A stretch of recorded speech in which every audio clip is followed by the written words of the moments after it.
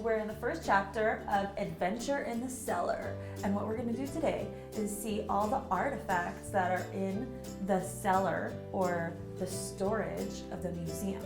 So here with me is Zohar, Tiferet, and Achinoam, and my gloves. And why do you think we put on gloves when we go into the storage of a museum? Yeah, why are you putting gloves? So our hands have a little bit of oil on them, and we don't want to get the oil on the artifacts, so that's why I'm going to wear gloves. Are you guys ready? Yeah. Okay, come after me. So today, out of the cellar, we took out all kinds of haggadahs, really special haggadahs. And this is a haggadah that was written over 100 years ago.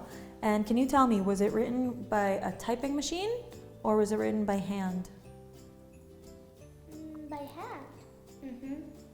Yeah, this haggadah was written by hand, and it has a date of when Yechia, that wrote this haggadah, put a date on the haggadah 3 weeks before Pesach. So Yechia notices that Pesach is coming and he doesn't have a haggadah, but he doesn't have a store where he could go buy haggadahs.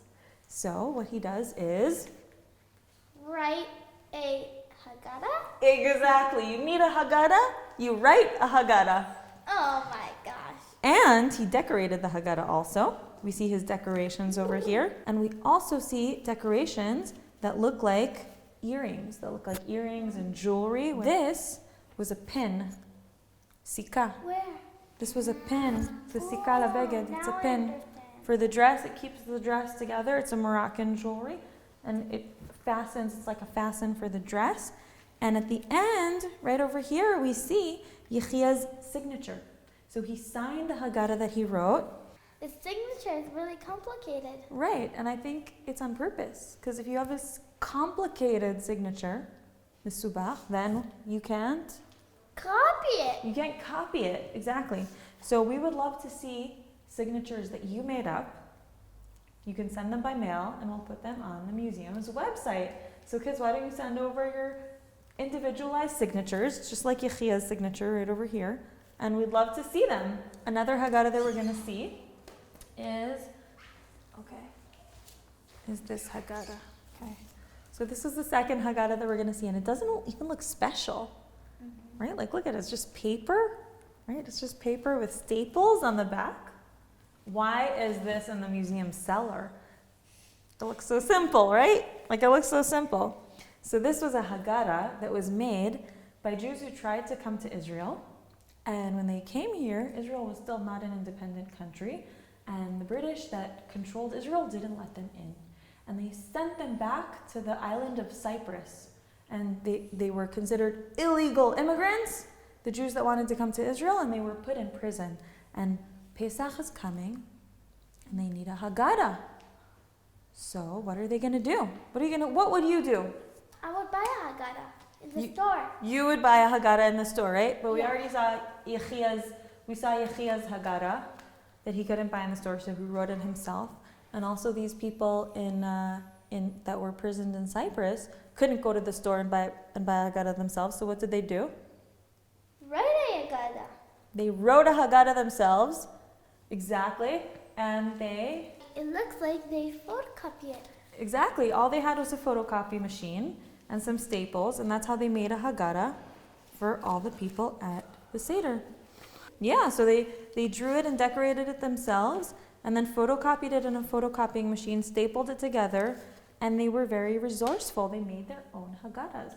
And we can see something really interesting about this Haggadah is that it has Yiddish in it. Yiddish. Yeah, it's written in Yiddish. There's some texts that are written in Yiddish because the people who wrote it, didn't all speak Hebrew, so they wanted to write it in the language that they spoke, which was Yiddish. And at the end, we see a page with people dancing. Yeah, so even though they were in prison, they saw themselves as free people. So we see a Haggadah that was written partly in Arabic, because Yechia lived in Morocco. So there's some things that are written in Arabic. And this is a Haggadah that was written by people who came from Europe. So some of it is in Yiddish. And we have 2 more haggadot in German and Italian. So we see a haggadah here that's written in Italian.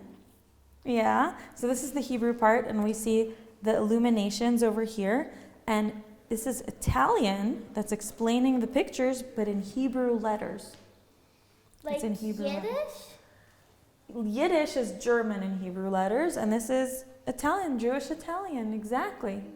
Exactly. So we see the way they had the Seder around the table. We see them around the table having Leila Seder, and each person in every generation has to see himself as if he left Egypt. Can you see yourselves as if you left Egypt? Do you feel like you left Egypt? Not really. Not really? No.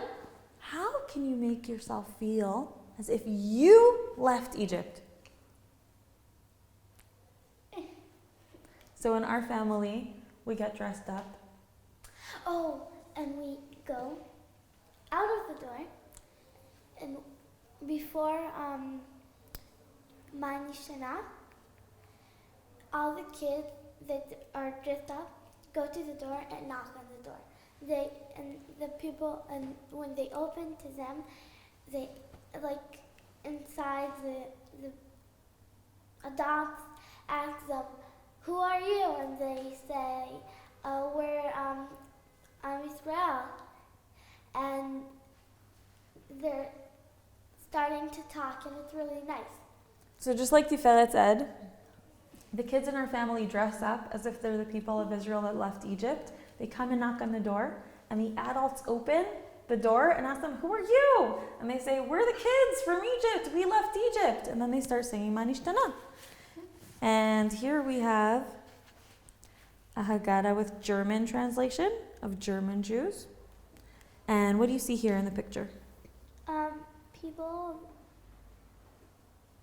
the Egyptians are in the sea, Mm-hmm. and the Jews are, On the beach. yeah. So the people of Egypt are drowning in the sea, and the people of Israel are on the beach. Okay. Yeah. So thank you for watching, and we'll see you in the next episode of Adventure in the Cellar in Heichal Shlomo Museum. Chag Sameach! Chag Sameach!